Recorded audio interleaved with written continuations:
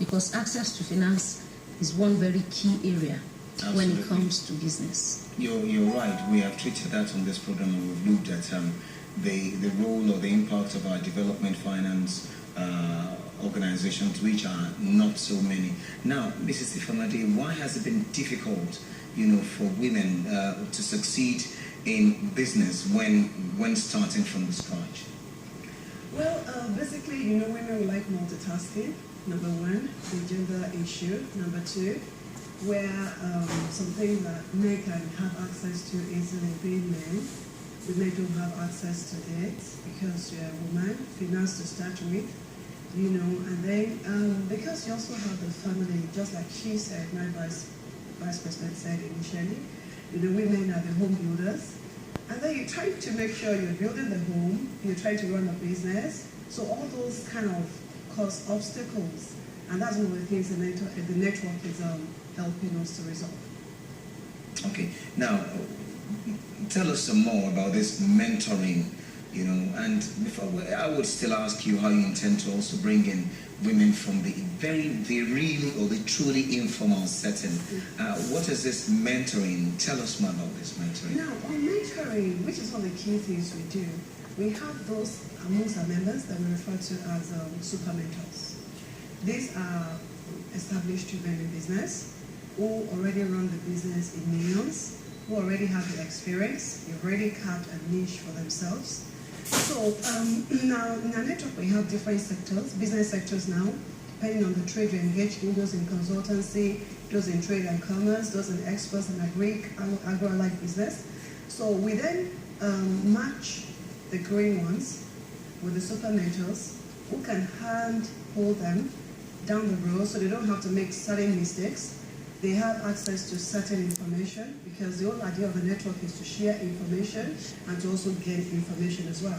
To also be able to build linkages they will require to grow their business. So instead of discovering everything on their own from the scratch, they already have a shoulder to lean on, and it makes it easier, it makes it faster, they're able to get steadied, and their business does not fail, which is one of the major focus we have in the network. Okay, now just before I leave you, how do you intend to incorporate the women at the really informal sector?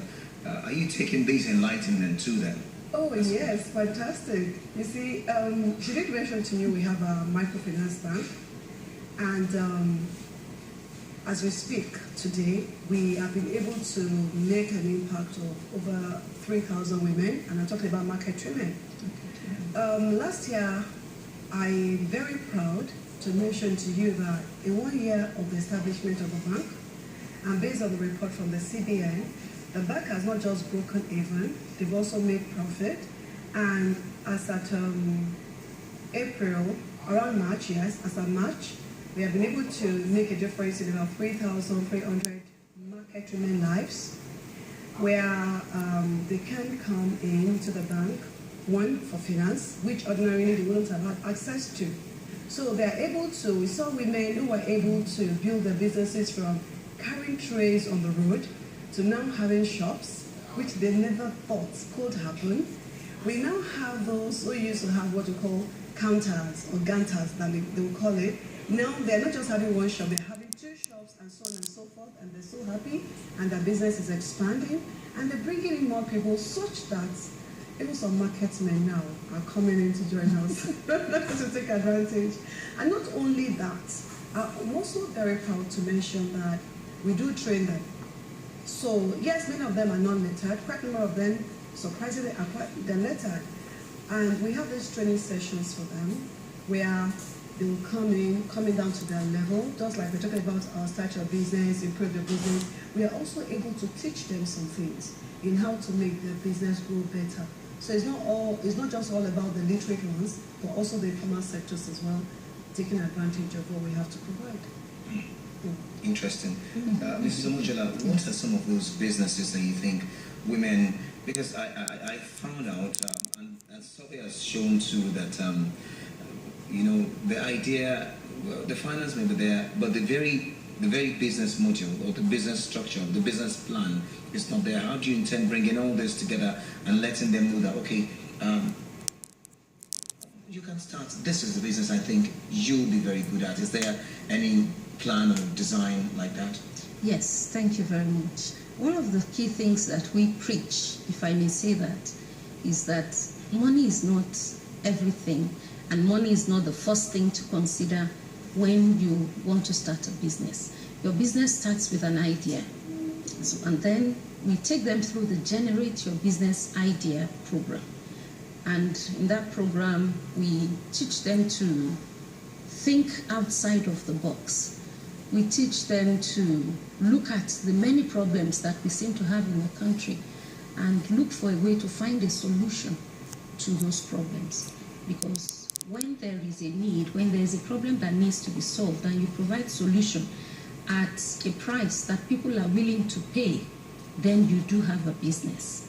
So that's what we do for them in the first instance. And then we take them on to start your business. In the Start Your Business module, we first of all look at you as an entrepreneur. What are the characteristics that you must possess as an entrepreneur? And then they score themselves and look at how to improve in areas where they are weak. We take them through, legal, the forms of business, registration of businesses. What kind of business? Do you want to operate as a sole proprietor, or you want to operate as a limited liability company, and all the other forms of business? We teach them how to cost, because a lot of times we find our women who think they're in business, but actually they're running at a loss. And then they think that is one witch from home that is causing them not to, see the money. But the truth is that they're not costing their businesses right. So we teach them how to do that. And then they need to calculate the actual amount that is required to start the business and make provision for the days and months when money will not come in because they're just starting. So we take them through all of that. And at the end of the Start Your Business, the outcome is the business plan. If you don't submit your business plan, you don't get a certificate. That's interesting. Because in furtherance to that, last week Wednesday, I had two young entrepreneurs. One was into a Greek value chain production. The other one was into shoemaking. Interestingly, they are both master's degree holders. But with or without that, what they said, my take home from my interaction with them was the importance of being well informed when you want to start the business, from the bookkeeping to the accounts to, those little details that we ordinarily don't look at. Now, Mrs. Ifemade, how key is improving your business when we're talking about women entrepreneurship, women entrepreneurs? Well, in improving your business, just like you said, you started out with something, and then let me put it this way. When I joined the network, I already have my business, and I already thought I have an idea of what it's all about. And so when I have to go through the training of Start Your Business and then Improve Your Business, and then I thought, I've been in the corporate world, I've learned so many things working in big organizations, but entrepreneurship is something else entirely. In the sense that when you're in the corporate world, you're probably just in a particular unit, focus on a particular thing. But as an entrepreneur, you're the MD, you're the chief driver, you're the chief accountant, and you've got to be on top of everything. Now, if you're not on top of everything, you can't even grow your business. Talk less about improving your business. So going through each of those rudiments, because none of us have been a CEO before, and you begin to appreciate what it really is to be a CEO. And not only that, to also improve your business as it affects your customers, improve your business as, you won't believe it, even corporate social responsibility as well, and so many other things like that. So all that put together in a bouquet helps to improve your business, affects the bottom line, and also affects the nation, generally speaking. Yes. Can I? Okay, you want to add? I'd like to add to that, yes. And in addition to all that she has said, staffing is a big issue in Nigeria because we have several challenges with work ethics and things like that. So part of our Improve Your Business is also teaching people how to relate with their staff, how to put in structures that will help them to retain, the talents that they have in their organizations, how to go about their marketing, and all of such. So it's very, very important. After you've set up the business, you have to make sure that you keep on improving. You keep on looking at what the market wants and see how you can meet their need, because that's the only way to retain your customers. And guess what? Okay. And guess what? Even for regulatory issues, now we've been able to educate and still educating our women so much about regulatory issues, tax issues, regulatory issues, because we are very particular about business ethics. And now they're beginning to see what it is to really run a business and not still more foul of the law, so they have nothing to hide. And those are, I think, the essentials that many businesses, even those that have grown beyond being small to medium, are not having. Exactly. Exactly. So based on that, we are able to, foster quite a number of alliances with different bodies now.